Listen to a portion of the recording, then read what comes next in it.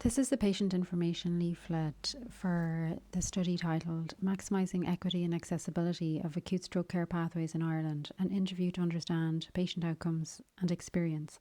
And in particular, this information leaflet is for patients who have regained decision-making capacity and were previously represented by a family member. So this is part 1, describing the study. Why is this study being done? The Health Research Board, or HRB, is funding research which examines the experience of patients who have had a stroke recently. We wish to understand how best to plan and organise stroke services to meet the individual needs of people who have a stroke. We're interested in the whole patient journey from the moment the stroke symptoms started until a person gets home again. In this study, we're especially interested in the early or acute phase of stroke. By speaking with people who have recently had a stroke, we might see patterns in their stories that could help us identify areas for improvement in care and services. We want to make every patient's stroke journey better and reduce the amount of disability that a person might have after a stroke. Your experiences are very valuable to us, and we believe that hearing your story will help us improve the care for other people in future. Who is organising and funding this study? The study is being organised by a team of researchers who work at Beaumont Hospital and at the Royal College of Surgeons in Ireland. The study is being funded by a grant from the Health Research Board, or HRB, and is part of a postgraduate degree, or PhD, for a doctor who works in stroke care in Ireland. Why am I being asked to take part? We are asking you to consider taking part because we feel we can learn from your experience of having a stroke. We believe that understanding your individual stroke journey can help us improve how stroke care is organised for everyone who has a stroke in future. When you were first in hospital at the time of your stroke, you were too unwell to participate directly in any research study. And we feel it's important that everybody gets the opportunity to contribute to research, and so we're inviting you to take part in an interview about your experience of stroke. We feel that we can learn from the experience of every person who has a stroke, as every person, presentation, story and experience is different. You're under no obligation to take part. You've been contacted now because either a family member or you yourself, after you recovered from your initial stroke, have already participated in a survey about stroke when you were in Beaumont around 3 months ago. At that time, you or your family member gave the research team permission to contact you again to talk about the second part of the study, which is an interview that would involve discussing your experience of having a stroke in more detail after a period of about 3 months has passed. About 1 in every 5 people who completed the survey are being invited for an interview to discuss their experiences in more detail. How will this study be carried out? This is the second part of the study where some people who completed the survey are now being invited to take part in an interview about their experience of the past 3 months. Interviews will last about 40 to 60 minutes. The researcher will accommodate your preferred way of conducting the interview. For example, she can visit you at your place of residence or arrange a video call or on an online platform like Zoom or Teams if you prefer. Or if you prefer to be interviewed on the RCSI campus, this can also be arranged at a time of your choosing. You may prefer to have your family member with you during the interview, or you may prefer to be interviewed alone.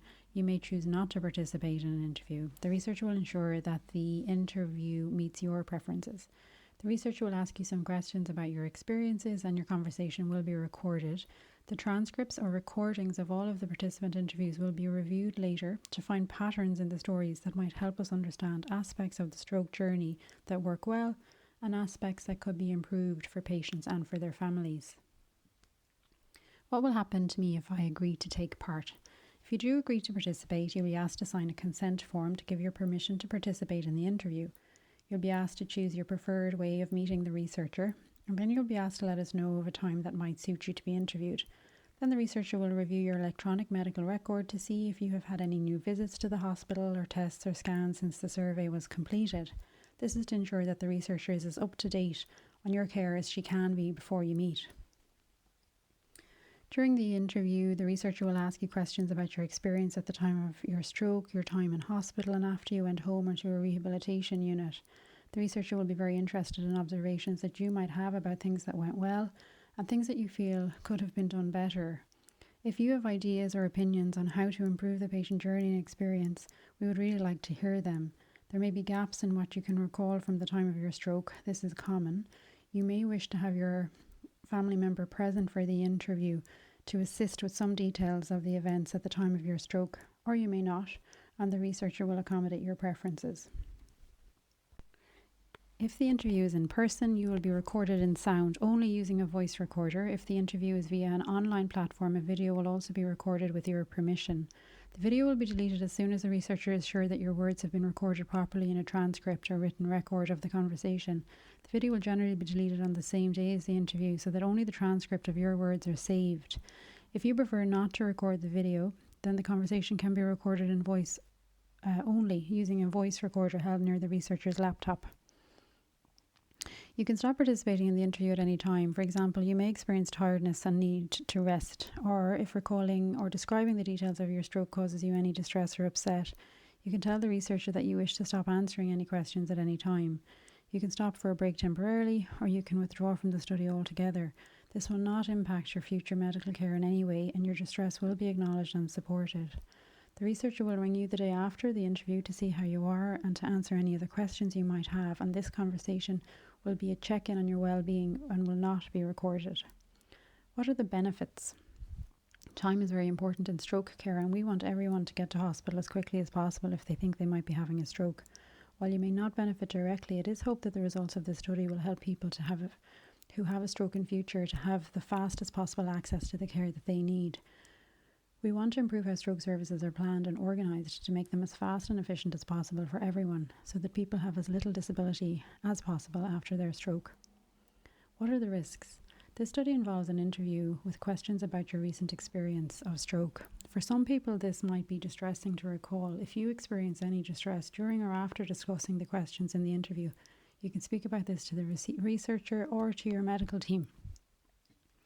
Also, the Irish Heart Foundation have a stroke support group that can be contacted by telephone on 016685001, Monday to Friday, 9 a.m. to 1 p.m, and they can also be contacted by email using the address support@irishheart.ie. What if something goes wrong when I'm taking part in this study? It's very unlikely that anything will go wrong as a result of participating in this study. However, if you feel distress as a result of the interview, you can speak to the researcher or to your GP, and this form has contact details of the research team on page 1, 8 and 9, whom you can contact for advice or support. Is the study confidential? All information collected will remain confidential at all times. Your personal details such as name, date of birth, address, and contact details such as telephone number and email address will be coded so that only the research team will be able to determine your identity. We will let your GP know if you participate, unless you would prefer that your GP is not made aware. If, however, your answers to interview questions indicate that you're very distressed, then your GP and stroke consultant will be told so that they can support you appropriately. Your medical records will remain in the possession of Beaumont Hospital at all times and never removed from the hospital for this study. You have the right to access all information gathered with regard to your contribution to the study, and we hope to publish the results of the study in scientific journals. However, you will not be identifiable in any publication. We will anonymously acknowledge your help in the study in future publications.